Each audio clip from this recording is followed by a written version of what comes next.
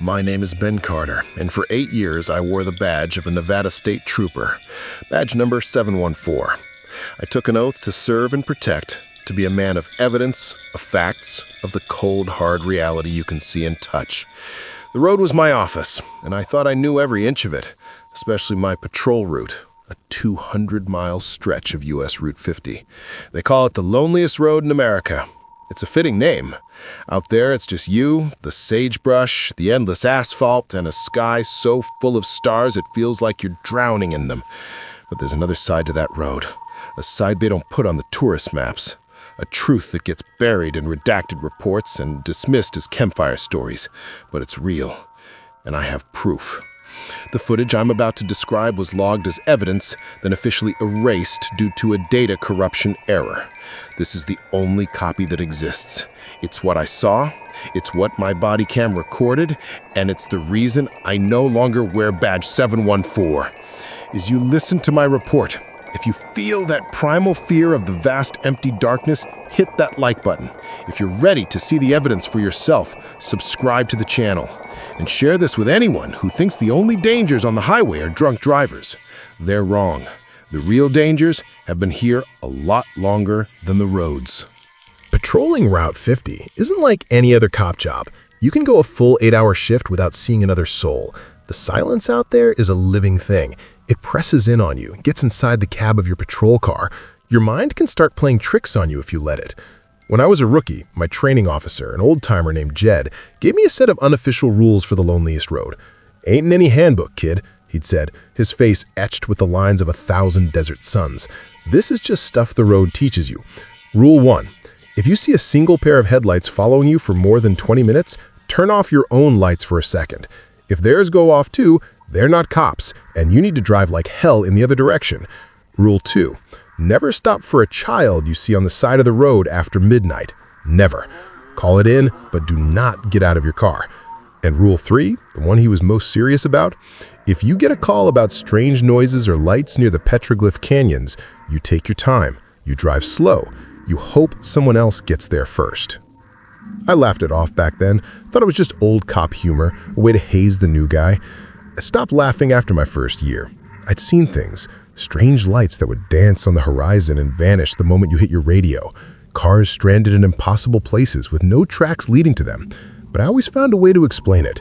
Weather balloons from the nearby Air Force Base, heat lightning, drifters. There was always a logical box to put it in, because without those boxes, the loneliness out there can swallow you whole. This particular night started like any other. It was a cold, clear November evening, the kind of cold that seeps right through the car doors. The dispatcher's voice crackled over the radio, a welcome break in the static silence. A 10:54, a livestock call. A local rancher reported something had gotten into his cattle pen, spooked his herd, said the fence was torn open like a tin can. It was routine, a mountain lion probably. I flicked on my overheads and headed east. The ranch was about 30 miles off the main highway, down a dirt road that was more rock than soil. As I pulled up, the rancher, a tough old man named Henderson, was waiting for me, a shotgun held loosely in his arms. "Evening, trooper," he said, his voice tight with anxiety.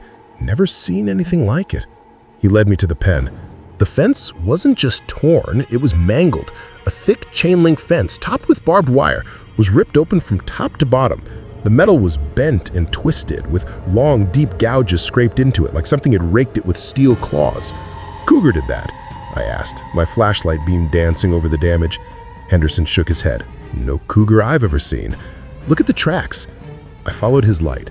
In the soft dirt were tracks that made no sense. They were huge, three-toed, almost reptilian, but the stride was wrong.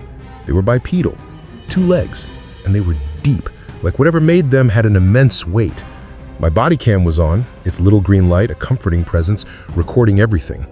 I did a perimeter search, my hand resting on my sidearm. The air was still, the only sound the crunch of my boots on the gravel. The tracks led away from the pen, towards a low-lying ridge of black volcanic rock. They just stopped, right in the middle of an open patch of dirt. No brush to hide in, no cave to disappear into. They just vanished. It was like whatever it was had been lifted straight up into the sky. I told Henderson I'd file a report, that maybe it was a bear, though we both knew it wasn't. As I drove away, my radio crackled. It was Jed. Heard you were out at the Henderson place. See anything interesting? I hesitated. Just some weird tracks. There was a long pause. Yeah, they're out tonight. Be careful, Ben. He clicked off, leaving me alone in the oppressive silence of the desert night, with the chilling feeling that my shift was about to get a lot longer. An hour later, I was back on the main highway, the memory of those impossible tracks nagging at the edge of my mind. I was trying to bury it in paperwork when the next call came in. It was dispatch. Unit 714, we have a report of a disabled vehicle, westbound US 50, near mile marker 92. Caller reported seeing a figure standing in the road before their car stalled out. Use caution. Mile marker 92. That was deep in the heart of the loneliest stretch.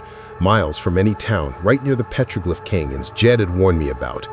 Cold dread washed over me. I killed my overheads and sped up, my headlights cutting a lonely tunnel through the absolute darkness. As I approached mile marker 92, I saw it. A beat-up old sedan, parked sideways, blocking the westbound lane. Its hazard lights were off. The car was completely dark.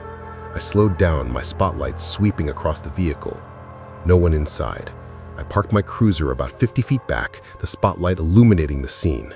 "Nevada State Police!" I called out into the night, my voice sounding small against the vast silence. "Anyone there?" No answer.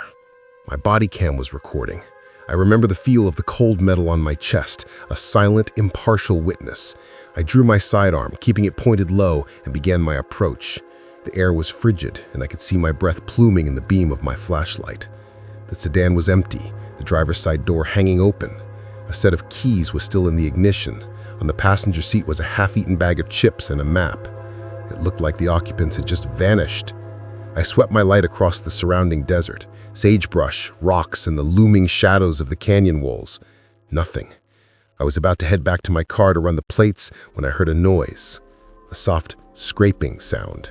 It was coming from the other side of the sedan. I raised my weapon. "State Police! Show yourself!" The scraping stopped. I moved slowly, cautiously around the back of the car.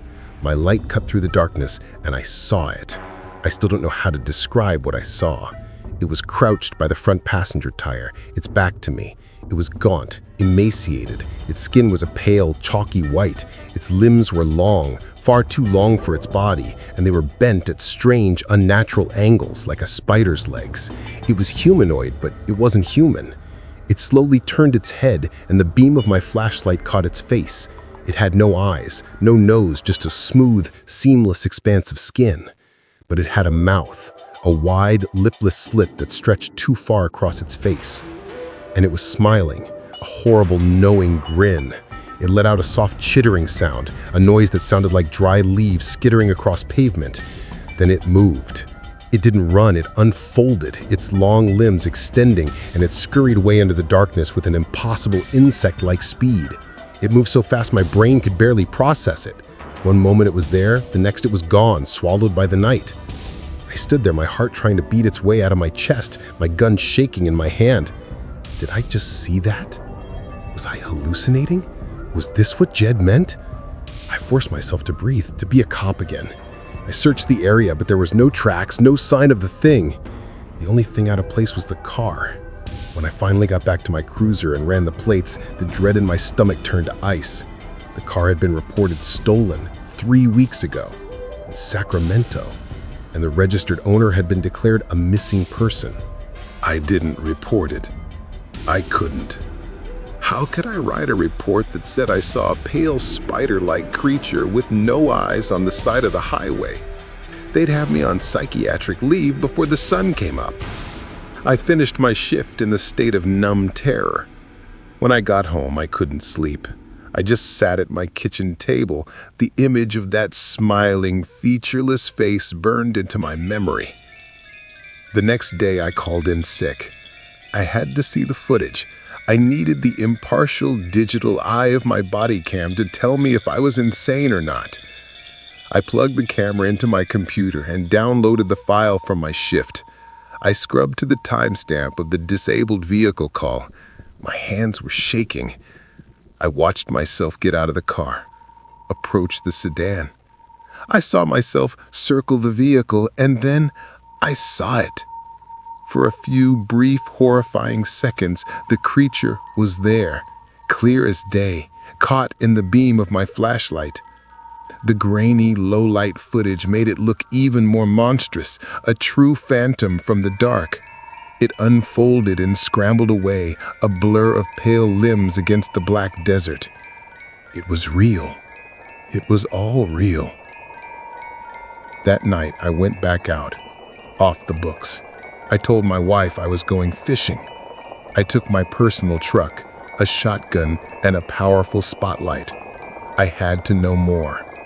I drove back to mile marker 92. The sedan was gone, no sign it had ever been there. I parked and got out, the silence of the desert even more menacing now that I knew what it was hiding. I walked toward the petroglyph canyons, my spotlight cutting a swath through the darkness. The ancient rock carvings seemed to watch me, silent witnesses to centuries of secrets. That's when I heard it again, the dry, chittering sound.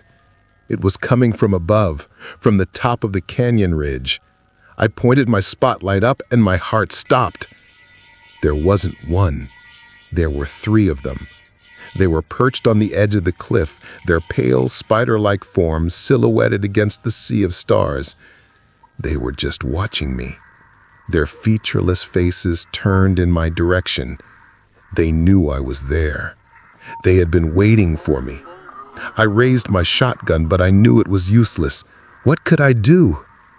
Then one of them opened its mouth, that impossibly wide, lipless slit, and it spoke. It didn't speak with a voice. It spoke in my head. The words weren't English, but I understood them perfectly. "You are seen," it said, a chorus of dry, whispering thoughts. "The road is ours. The lonely are ours." I don't remember driving home. The next thing I knew, I was sitting in my truck in my own driveway, the sun coming up. The next day, I was called into my captain's office. Captain Miller was a stern, by-the-book man. On his desk was my body cam. "Carter," he said, his voice flat, "there seems to have been a data corruption error with your camera from your shift on the 15th. All the footage from your disabled vehicle call at mile marker 92 has been irretrievably lost. You'll need to file a report stating as such." I just stared at him. "Sir," I began, my voice trembling. "What I saw out there," he cut me off, his eyes cold and hard. "What you saw, trooper, was a coyote. It was spooked by your flashlight. You were tired from a long shift. That's what your report will say. Do you understand me?" It wasn't a question. It was an order. I understood. This was the cover-up, the official story, the neat, tidy box to put the impossible in. I resigned the next day. I couldn't be a part of it. I couldn't pretend that what I saw wasn't real. Before I left, I managed to make a copy of the corrupted file from the station's backup server. This is that file. This is my report. They can erase the data, but they can't erase my memory. The creatures on the loneliest road are still out there. They're still watching, and they're still collecting the lonely.